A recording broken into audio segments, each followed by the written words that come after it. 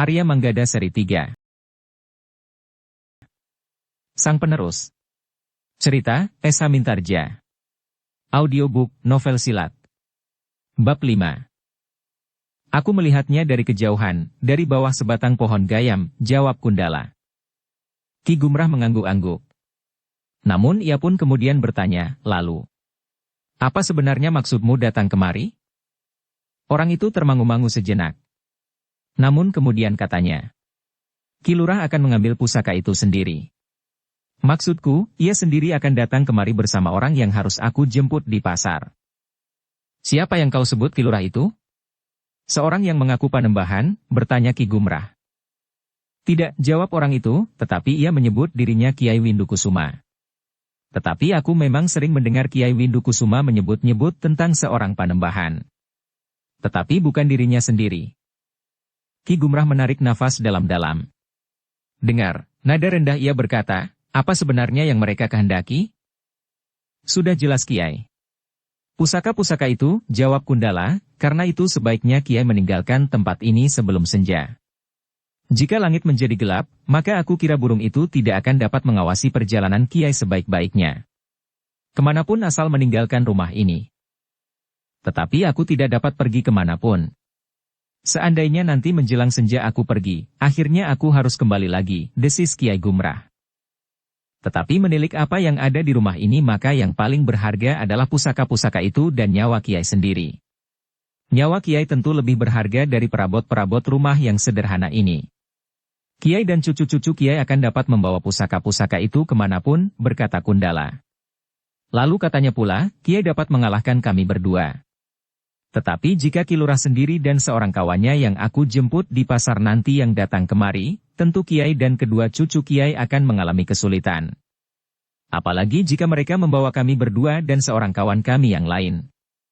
Maka kami berlima, tentu tidak akan dapat Kiai lawan bersama kedua cucu Kiai itu. Kiai Gumrah mengangguk-angguk kecil. Katanya, terima kasih. Aku mengucapkan terima kasih yang sebesar-besarnya kepadamu, bahwa kau telah memberitahukan kepadaku, bahaya yang sedang mengintip rumah ini. Baiklah. Aku akan memikirkannya sebaik-baiknya. Aku mohon Kiai mengerti, berkata Kundala yang segera minta diri, sudahlah. Aku harus pergi ke pasar. Kundala tidak menunggu jawaban. Ia pun segera meninggalkan Ki Gumrah dan kedua orang anak muda yang ada di rumah itu pula. Sekali-sekali Kundala masih menengadahkan kepalanya untuk melihat apakah burung elang yang menghantuinya itu masih nampak di langit. Namun agaknya elang itu benar-benar telah pergi. Sehingga dengan demikian maka Kundala dapat berjalan cepat-cepat menuju ke pasar. Meskipun ia sadar bahwa tentu ada orang yang mengamati isyarat burung elang itu. Tetapi tentu tidak dari jarak yang terlalu dekat. Sepeninggal Kundala, Ki Gumrah menarik nafas dalam-dalam. Namun katanya, aku harus segera membuat gula.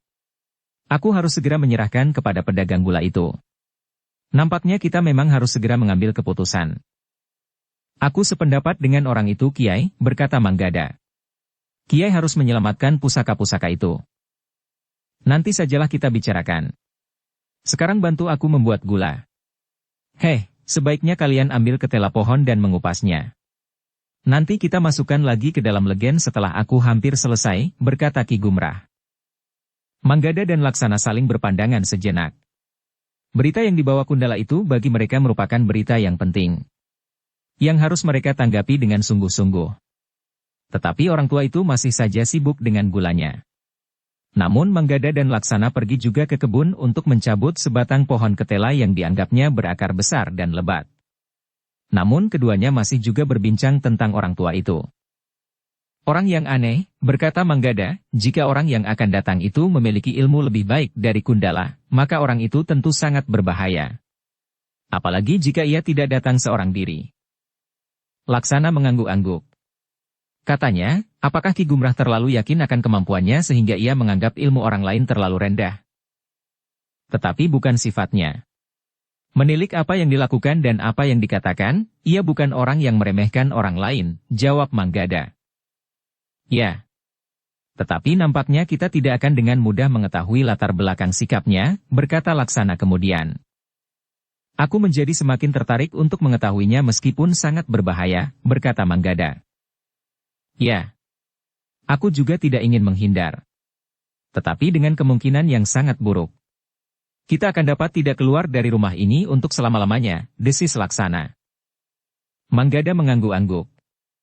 Bahkan ia pun berdesis, sementara itu kita tidak tahu, kenapa kita tertahan di sini selain sekedar ingin tahu. Namun kedua anak muda itu kemudian sepakat untuk tidak meninggalkan rumah itu, setidak-tidaknya sampai senja. Mereka masih mendapat kesempatan untuk berpikir beberapa lama. Karena itu, maka keduanya pun telah mengupas ketela pohon yang kemudian mereka cuci di sumur. Ketika mereka sampai di dapur, orang tua itu masih sibuk memanasi bakal gula kelapanya. Keringatnya nampak membasahi kening dan lehernya. Namun orang itu sambil tersenyum berkata, "Nah, kita akan memasukkannya nanti. Letakkan saja di pagar itu. Kalian dapat menunggu di serambi depan."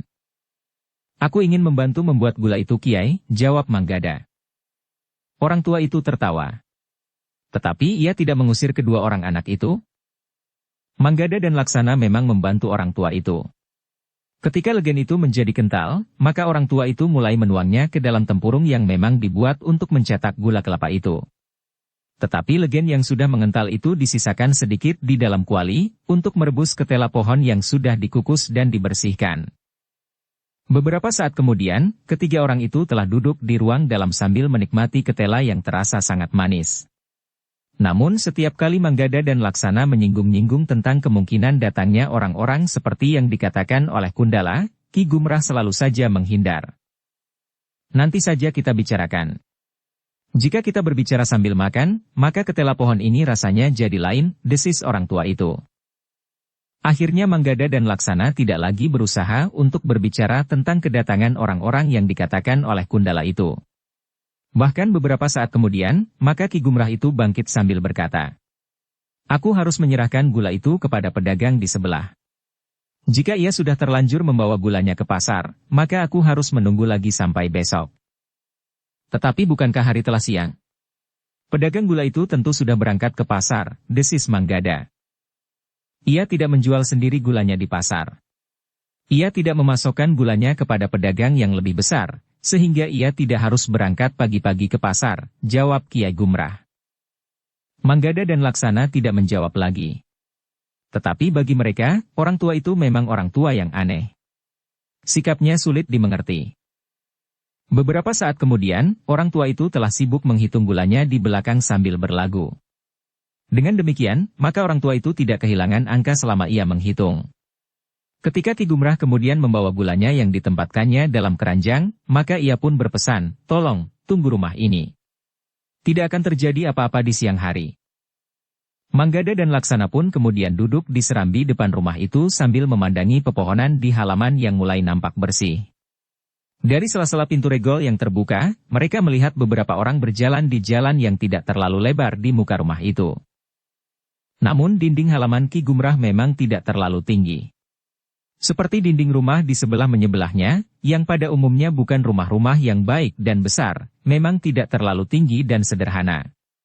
Tidak lebih dari pecahan batu kali yang dilekat pakai tanah liat. Dalam pada itu kedua orang anak muda itu ternyata menunggu terlalu lama. Tidak seperti yang pernah dilakukan oleh orang tua itu sebelumnya, yang hanya memerlukan waktu beberapa saat. Tetapi ketika itu rasa-rasanya Manggada dan Laksana sudah menunggu cukup lama di serambi. Namun Ki Gumrah tidak segera juga kembali. Apakah Ki Gumrah menyusul pergi ke pasar setelah pedagang gula itu tidak ditemuinya di rumah, desis Laksana? Memang mungkin. Mungkin Ki Gumrah juga ingin melihat siapa yang telah ditemui oleh Kundala, sahut Manggada. Tetapi jaraknya sudah terlalu lama. Kundala datang kemari sebelum Ki Gumrah mulai membuat gula, gumam Laksana kemudian. Manggada memang mengangguk-angguk. Namun ia masih menjawab, Kundala masih harus mencari orang itu di antara orang sepasar. Tetapi agaknya jaraknya memang terlalu jauh. Manggada dan Laksana yang masih saja duduk di serambi itu menjadi gelisah. Tetapi keduanya pun kemudian turun ke halaman. Beberapa saat mereka memperhatikan sebatang pohon sawo yang buahnya cukup lebat dan bahkan sudah cukup tua untuk dipetik. "Aku akan memanjat pohon sawo ini saja," berkata Laksana. Manggada termangu-mangu. Namun sebelum Laksana mulai naik, Ki Gumrah pun telah datang. Sambil tertawa ia berkata, "Kalian menunggu terlalu lama." Ternyata pedagang gula itu sudah pergi. Aku memang harus pergi ke pasar. Tetapi Manggada segera menyambut, apakah Kiai ingin melihat orang yang ditemui Kundala? Ki Gumrah mengerutkan dahinya. Namun ia pun kemudian tersenyum sambil menjawab, ternyata Panggraitamu tajam ger. Aku memang ingin melihatnya. Dan Kiai berhasil melihat orang itu, bertanya Manggada. Kiai Gumrah menggeleng sambil menjawab, tidak nger. Aku terlambat. Agaknya mereka telah pergi. Aku hanya sempat melihat burung elang itu. Kiai melihat burung elang itu lagi, bertanya Laksana. Ya. Aku melihat kemana arah burung itu terbang sambil berputaran. Tentu perjalanan Kundala dan orang yang telah ditemuinya di pasar itu, jawab Ki Gumrah. Manggada dan Laksana berpandangan sejenak.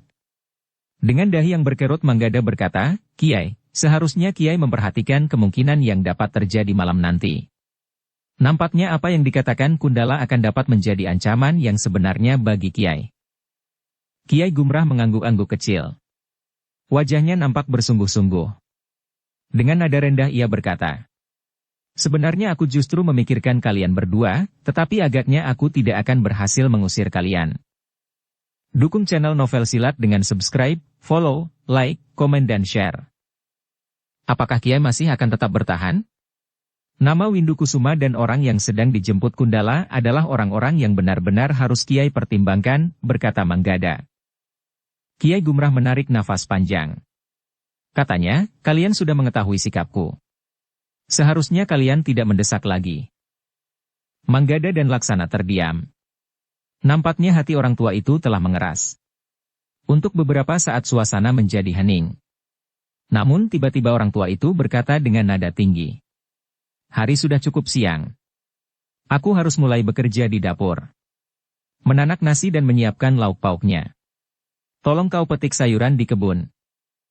Orang tua itu tidak menunggu jawaban Manggada dan Laksana.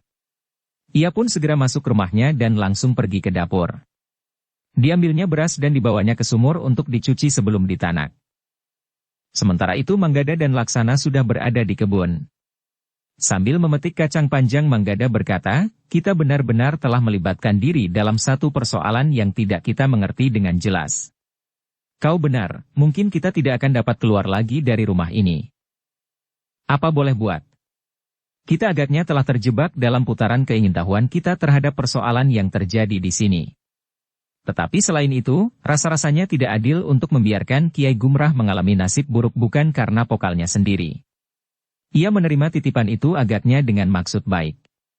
Tetapi titipan itu telah membuatnya mengalami kesulitan di hari tuanya.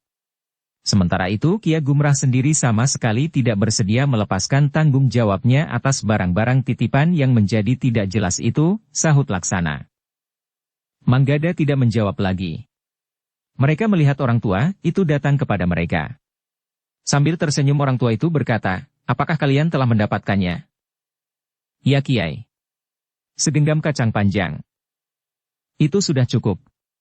Dengan kulit melinjo dan sedikit daunnya yang masih muda, kita akan mendapatkan sekuali sayur lodeh, berkata orang tua itu. Mereka pun kemudian telah meninggalkan kebun dan pergi ke dapur. Manggada dan Laksana telah mencoba membantu orang tua itu untuk masak di dapur. Hari itu, mereka bertiga tidak mengalami sesuatu di rumah itu.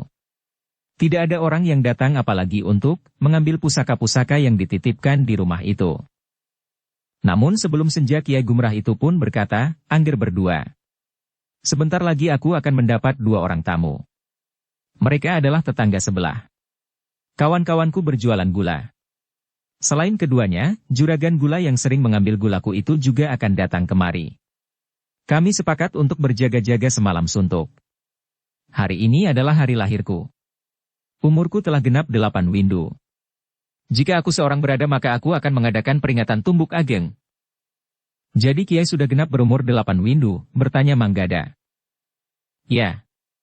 Umurku genap 8 windu, jawab orang tua itu. Dan Kiai masih juga setiap hari pagi dan sore memanjat batang kelapa untuk menyadap legenya. Sambung Laksana. Orang tua itu tersenyum. Sementara Manggada berkata pula, bukan hanya menyadap legen. Tetapi Kiai masih dapat menundukkan Kundala dan kawannya itu. Sudahlah. Tetapi nanti malam aku akan makan bersama mereka meskipun seadanya. Sebenarnya aku tidak pernah mengingat-ingat peringatan 8 windu itu. Tetapi mereka justru ingat dan tanpa aku undang, mereka bertiga berniat untuk datang, berkata Kiai Gumrah kemudian. Kedua anak muda itu mengangguk-angguk. Sementara itu maka Ki Gumrah pun telah minta Manggada dan Laksana menangkap seekor ayam yang cukup besar tetapi belum terlalu tua untuk dipersiapkan menjadi hidangan makan bagi ketiga orang tamunya. Ketika senja turun, maka bertiga seisi rumah itu menjadi sibuk. Mereka telah menyiapkan hidangan untuk tamu-tamu yang bakal ikut berjaga-jaga memperingati 8 windu umur Kiai Gumrah. Selain menyiapkan nasi dan lauk pauknya, Kiai Gumrah juga telah merebus ketela pohon dengan legen. Bahkan bukan hanya ketela pohon, tetapi juga sukun yang dipetiknya dari pohonnya di kebun belakang. Namun dalam pada itu, ketika Manggada dan Laksana berdua saja di dapur, maka Manggada itu pun berkata, "Kau percaya bahwa mereka datang untuk memperingati 8 windu umur Kiai Gumrah itu?" "Aku sedang memikirkannya," jawab Laksana. Nampaknya ini adalah satu cara Kiai Gumrah untuk membuat rumah ini tidak terlalu sepi. Jika keempat orang itu berjaga-jaga semalam suntuk, maka orang-orang yang akan datang memaksakan kehendaknya itu harus berpikir ulang. Orang-orang yang datang itu harus memperhitungkan kehadiran tetangga-tetangga Kiai Gumrah yang akan dapat mengganggu tugas mereka. Berkata Manggada meskipun agak ragu. Tetapi jika orang-orang yang datang itu orang-orang sebiadab Panembahan Lebdagati, apakah tamu-tamu Kiai Gumrah itu tidak akan mengalami nasib buruk? Orang itu tidak akan menjadi segan karena kehadiran orang lain, tetapi mereka justru marah dan orang-orang itu akan diselesaikan menurut caranya. Manggada menarik nafas dalam-dalam. Sekilas ia memandang pintu dapur. Ketika ia yakin bahwa Kiai Gumrah masih belum nampak di pintu dapur, serta langkahnya masih belum terdengar, maka Manggada pun berbisik, memang 1 dari 10 kemungkinan. Tetapi tetap dapat terjadi. Orang-orang yang akan datang ikut memperingati 8 windu umur Kiai Gumrah adalah bukan orang kebanyakan. Laksana hanya dapat mengangguk-angguk. Tetapi kemungkinan itu memang ada meskipun seperti dikatakan oleh Manggada, 1 dari 10. Ketika kemudian Kiai Gumrah masuk lagi ke dapur, maka mereka tidak berbincang lagi. Mereka bertiga nampak sibuk menyiapkan hidangan, mangkuk-mangkuknya serta makanan yang sedang dijerang di atas api. Meskipun sekedar ketela pohon dan sukun yang direbus dengan legen. Sementara Kiai Gumrah menyelesaikan pekerjaan di dapur, maka Manggada dan Laksana telah menyalakan lampu di seluruh sudut rumah. Oncor di regol pun telah dinyalakan pula, sementara langit menjadi semakin buram. Malam perlahan-lahan mulai turun menyelimuti belahan bumi. Ketika lampu-lampu telah menyala, maka Kiai Gumrah pun mulai mempersiapkan mangkuk dan perlengkapannya. Sementara nasi masih tetap berada di atas api. "Biar nasi itu tetap hangat," berkata Kiai Gumrah sambil sibuk hilir mudik di dapur. Beberapa saat kemudian, maka pintu rumah itu pun telah diketuk orang. Terdengar suara renyah memanggil, "Kiai, Kiai Gumrah. Aku sudah mencium bau masakanmu." "Mereka telah datang," berkata Kiai Gumrah.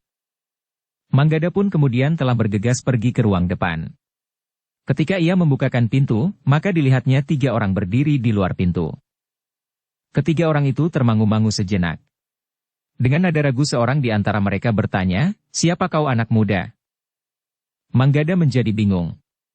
Namun kemudian ia pun menjawab, "Aku cucu Kiai Gumrah." "Oh, jadi cucu Kiai Gumrah sudah sebesar ini?" "Ya," terdengar suara Kiai Gumrah, "2 orang cucuku ada di sini sekarang." "Marilah, silahkan masuk." Ketiga orang itu pun kemudian melangkah masuk. Pintu pun ditutup rapat kembali. Sementara Kiai Gumrah mempersilahkan ketiga orang tamunya untuk naik dan duduk di amben yang cukup besar di ruang dalam rumah itu. Dengan nada dalam seorang di antara mereka bertanya, "Sejak kapan mereka ada di sini?" "Beberapa hari yang lalu." "Aku senang mereka berada di sini.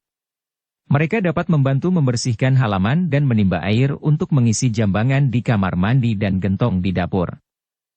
"Apakah mereka sudah dapat menyadap legen?" bertanya yang lain. "Belum," jawab Kiai Gumrah, "aku belum mengajarinya.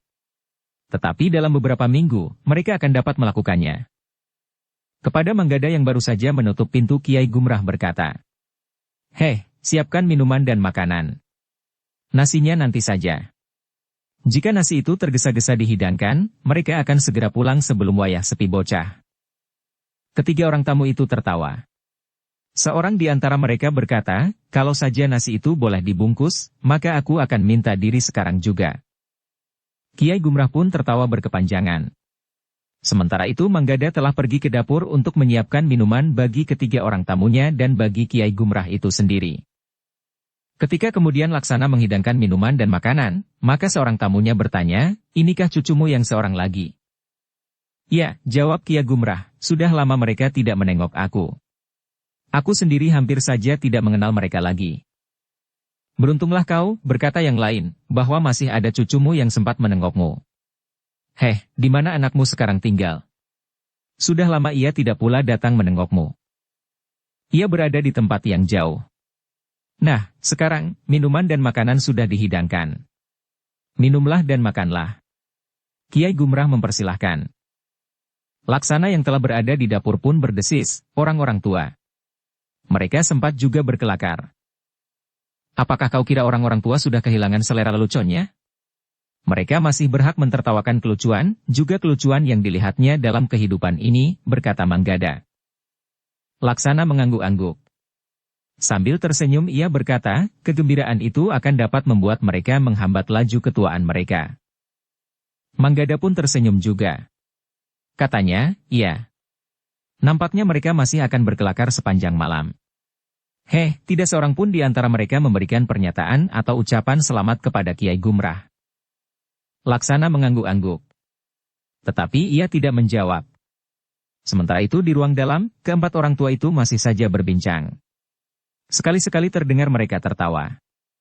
Kemudian tertawa lagi berkepanjangan. Apakah mereka betah berbicara sepanjang malam, desis Manggada. Tetapi sebelum Laksana menjawab, Kiai Gumrah telah memanggil Manggada. Bawa mangkuk satungger. Manggada pun segera bangkit dan mengambil sebuah mangkuk. Tetapi ia bergumam, untuk apa? Laksana tidak menjawab. Ia tidak tahu untuk apa sebuah mangkuk itu.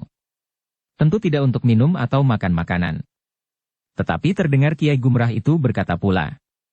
Bawa pula sebuah nampan kecil. Manggada dan Laksana semakin tidak mengerti. Namun Manggada kemudian mengantarkan mangkuk dan nampan kecil itu. Tetapi kedua anak muda itu semakin tidak mengerti ketika Kiai Gumrah minta agar Manggada mengambil beberapa lembar daun ketela pohon di belakang rumah. Untuk apa, Kiai? Bertanya Manggada di luar sadarnya. Ah, anak-anak tidak usah tahu, jawab Kiai Gumrah. Manggada termangu-mangu sejenak. Tetapi ia pun kemudian telah pergi ke halaman belakang untuk memetik beberapa helai daun ketela pohon. Baru kemudian Manggada dan Laksana tahu bahwa orang-orang tua itu akan bermain dadu. Lembar-lembaran daun ketela pohon itu dipergunakan untuk menghitung kekalahan dan kemenangan di antara mereka. Yang mereka dengar pembicaraan orang-orang tua itu adalah bahwa taruhan yang diperhitungkan dengan lembar-lembar daun ketela itu kemudian akan dibayar dengan gula kelapa. Ada-ada saja, gumam Manggada. Untuk mencegah kantuk, sahut Laksana. Kita menunggu di sini untuk menyiapkan makan malam mereka. Sayur dan lauk pauknya tentu sudah menjadi dingin, desis Manggada pula. Tetapi Laksana berpaling ke perapian. Apinya memang kecil saja. Tetapi nasi yang masih saja belum disenduk di dalam kuali agaknya akan tetap hangat. Beberapa saat kemudian, terdengar orang-orang tua itu bermain dadu dengan riuhnya. Setiap kali terdengar suara tertawa berkepanjangan. Namun kemudian hening. Yang terdengar adalah suara dadu di dalam mangkuk yang sedang diguncang di atas nampan kecil sebelum kemudian dibuka. Ternyata permainan itu nampaknya cukup mengasihkan bagi orang-orang tua itu. Mereka tenggelam dalam kegembiraan tersendiri. Mereka seakan-akan melupakan persoalan-persoalan yang mereka hadapi sehari-hari. Dalam pada itu, Manggada dan Laksanalah yang mulai terkantuk-kantuk di dapur. Bahkan Laksana telah berbaring di amben panjang. Sampai kapan kami menunggu, desis Laksana. Sudah lewat wayah sepi bocah. Sebentar lagi makan itu harus dihidangkan, jawab Manggada. Sebenarnya lah, sejenak kemudian maka Kiai Gumrah telah memanggil Laksana. Demikian Laksana sambil membenahi pakaiannya melangkah mendekati.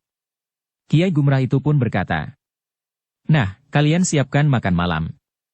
Bukankah nasi masih hangat?" Ya kek. Nasi masih di atas perapian, jawab Laksana. Bagus. Asal tidak menjadi hangus, sahut Kiai Gumrah. Demikianlah, maka Laksana dan Manggada pun menjadi sibuk menyenduk nasi dan menyiapkan lauk pauknya. Kemudian menghidangkannya dengan mangkuk-mangkuk dan peralatannya yang lain. Dengan terampil Manggada sudah dapat membuat sambal terasi untuk melengkapi lauk pauknya. Sejenak kemudian, maka permainan dadu itu pun berhenti untuk sementara. Ketika orang-orang tua itu makan, maka terdengar lagi kelakar mereka. Manggada dan Laksana yang mendengarkan kelakar itu mengetahui bahwa Kiai Gumrah ternyata menderita kekalahan dalam permainan dadu itu. Esok ia harus menyerahkan beberapa tangkap gula kelapa kepada ketiga orang lawannya meskipun jumlahnya tidak sama. Tetapi kita akan meneruskan permainan ini sesudah makan, berkata Kiai Gumrah, mungkin akan terjadi sebaliknya. Akulah yang menang, sehingga kalian semualah yang harus menyerahkan beberapa tangkap gula kelapa kepadaku. Yang lain tertawa. Seorang di antara mereka berkata, tetapi yang terjadi justru lain. Hutangmu bertambah banyak, sehingga hasil sedapanmu 3 hari akan habis kau pakai untuk membayar hutang. Keempat orang tua itu tertawa semakin ramai. Namun dalam pada itu, Manggada dan Laksana yang tidak terlibat dalam permainan dadu itu sekali-sekali melepaskan perhatian mereka dari keempat orang yang sedang makan sambil berkelakar itu.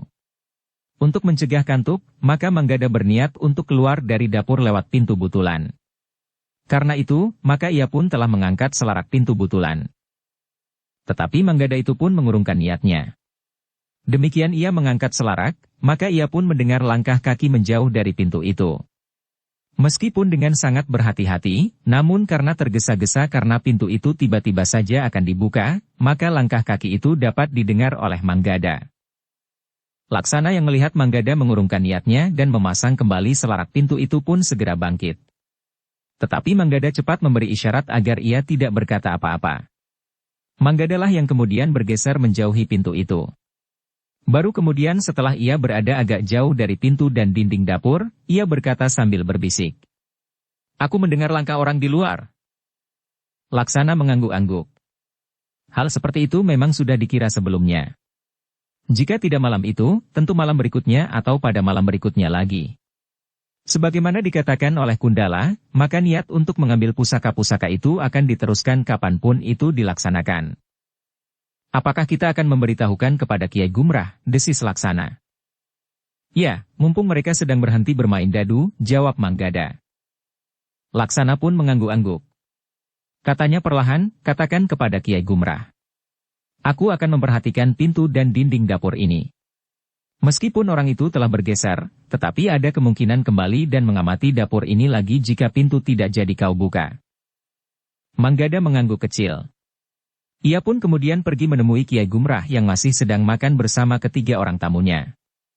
Demikian Manggada mendekat dengan ragu-ragu, seorang di antara tamunya itu berkata, Maringger, apalagi yang akan kau hidangkan?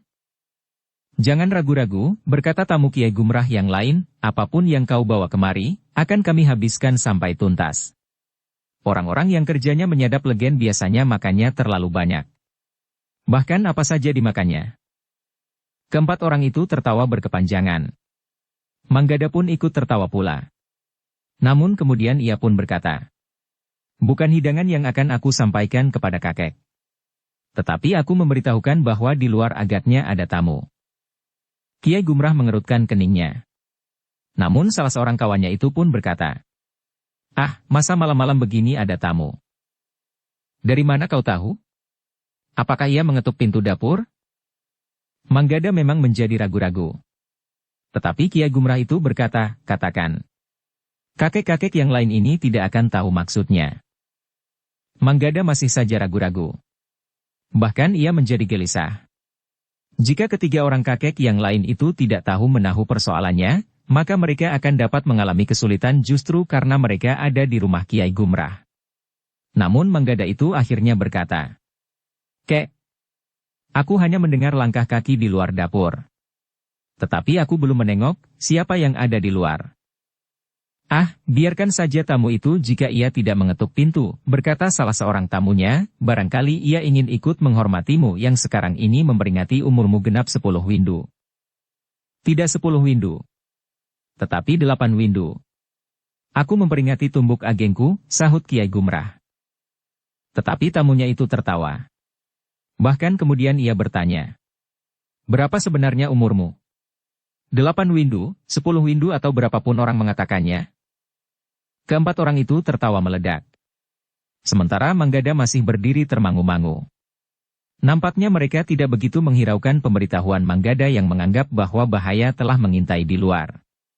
Namun karena Manggada masih berdiri saja di tempatnya, Kiai Gumrah pun berkata, "Baiklah Nger. Aku memang menunggu tamu itu mengetuk pintu.